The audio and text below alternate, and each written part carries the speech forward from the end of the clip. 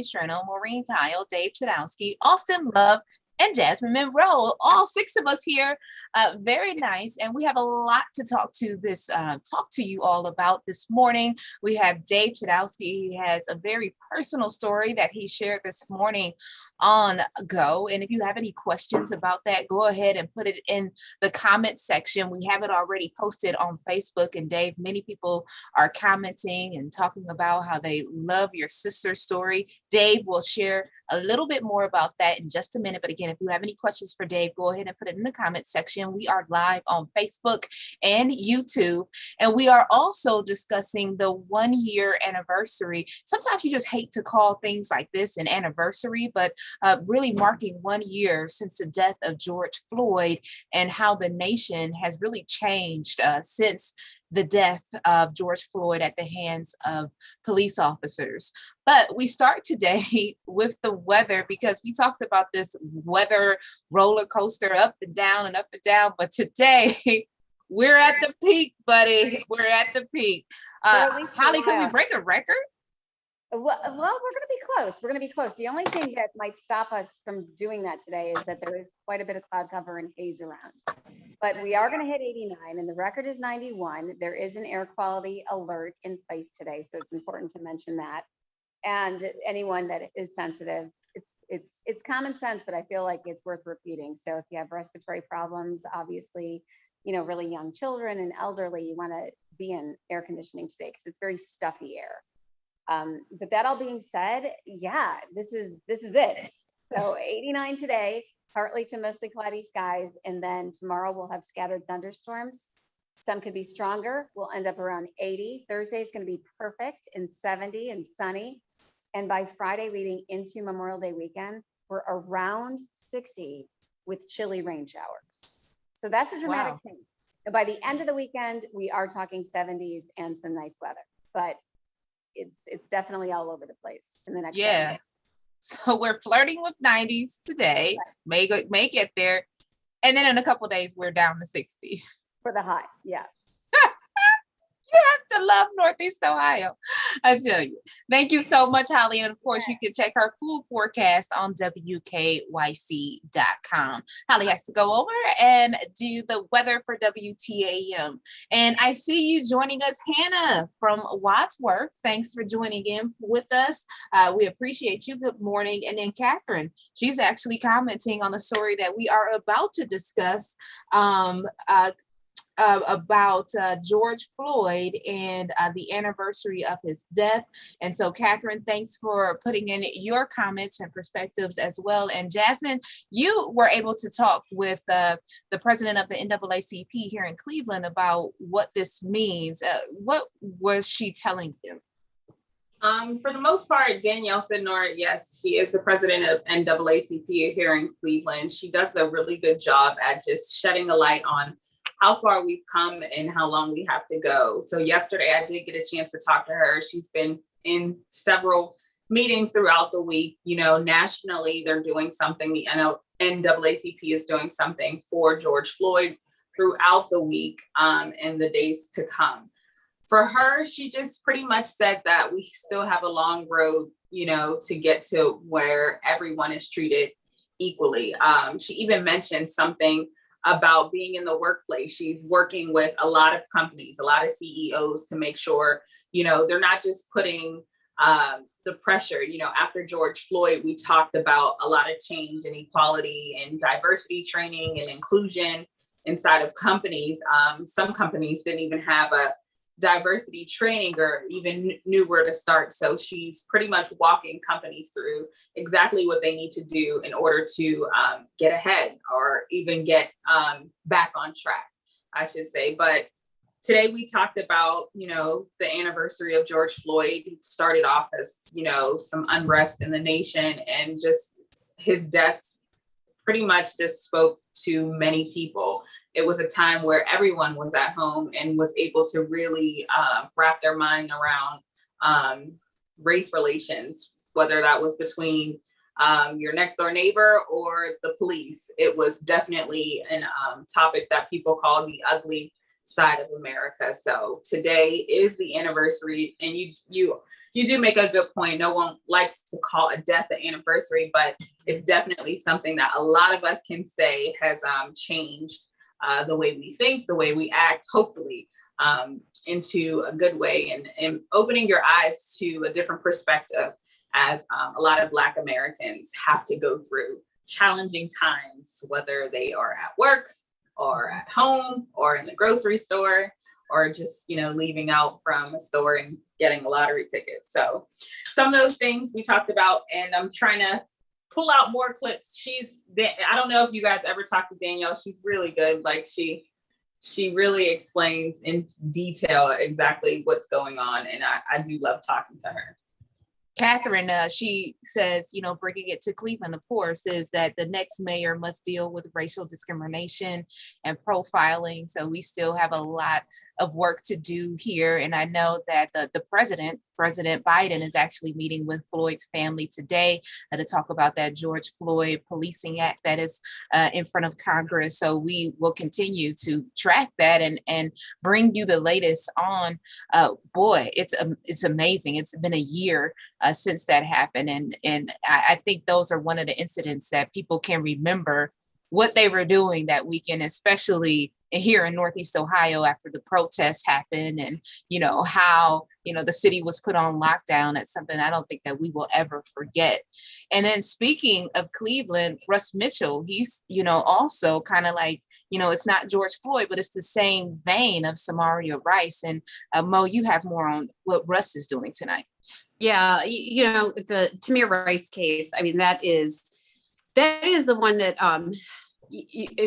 Cleveland is closely defined with when we start to list lives that were lost in police shootings. Tamir Rice's name comes up nationally, and that's the case that we know here, what happened at the Cudell Rec Center back in 2014. As we know, the police were called. Tamir Rice had a pellet gun. Timothy Loman, that officer, pulled up, and we've all seen the video, the surveillance video. He shot immediately. And as you know, Timothy Loman was later fired because of lying on his job application. It actually had nothing to do with the shooting. So Russ Mitchell sat down with Samaria, his mother, Tamir's mother, to talk about Officer Loman. Timothy Loman is trying to get reinstated through the police union. And Russ really sat down to talk to her about what this past year has meant to her family, because they also, it's amazing to me, these cases have happened in the past, and maybe it was that we were all at home. Maybe it was that 2020 was drudging up a lot of emotions, but, George Floyd's death is the one that really sparked the tough conversations.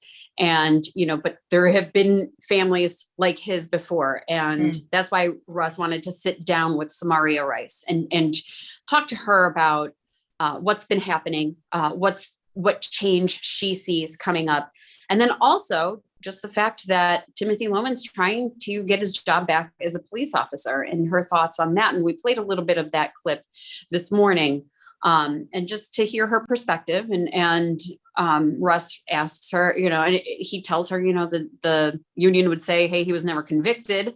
So, maybe he could get his job back, but her response is really powerful. And if you are somebody who wants to get a deeper understanding of your friends, your neighbors, and what kind of society we're living in, you have to listen to all voices, and you have to listen to everyone's perspective. And so Russ brings that tonight at 11.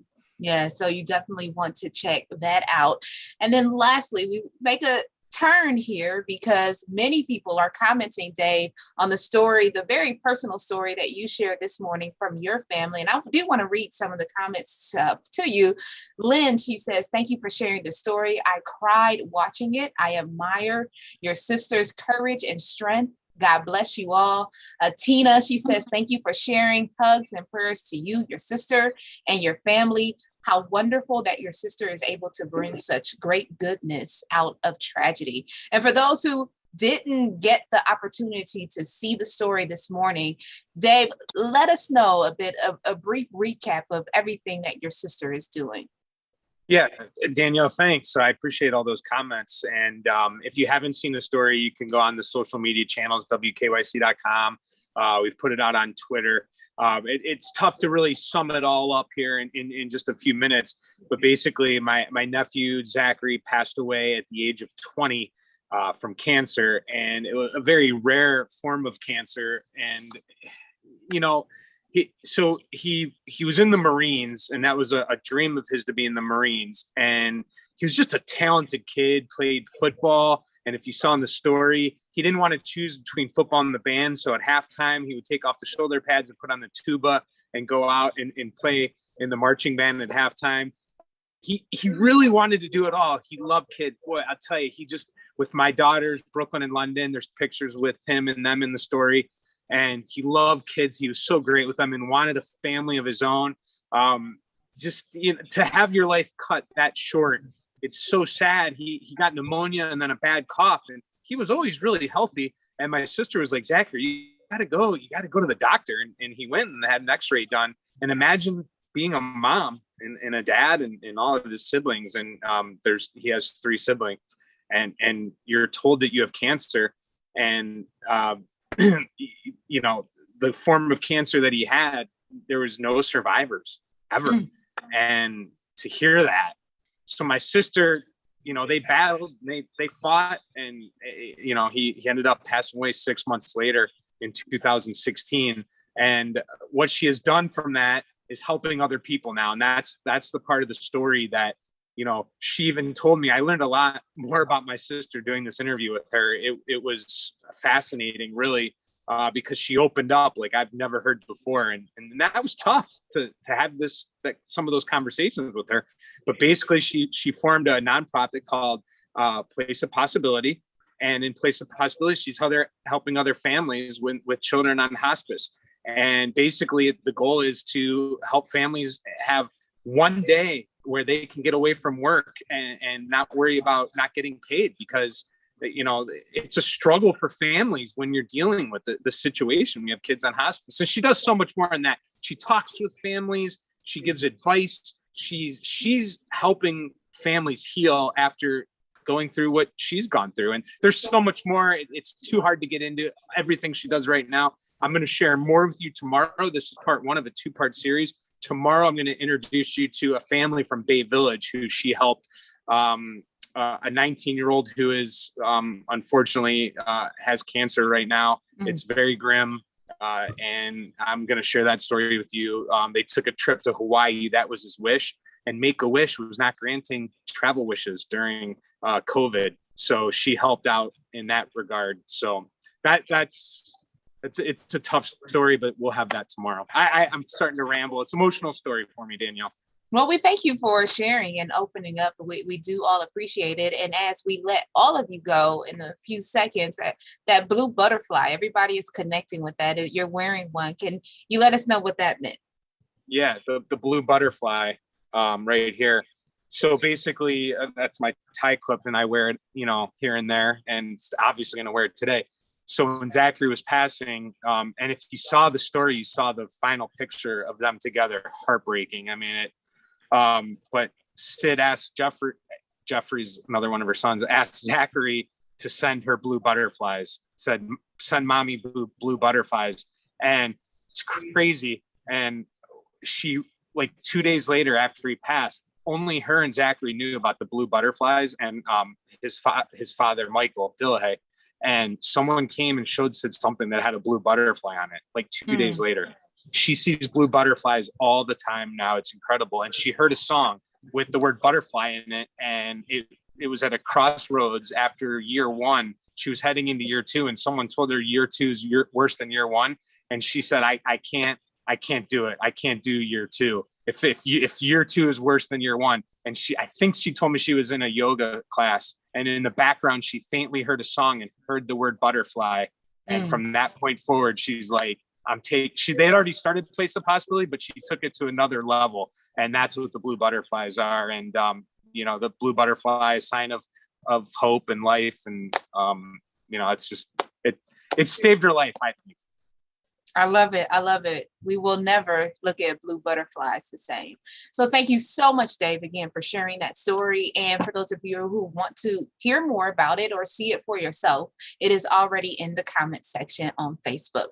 Well, thank you, everyone, for joining us for this edition of the On the Go Post Show. We appreciate you for joining us. We'll see you tomorrow morning, starting at 4:30 a.m. on Go.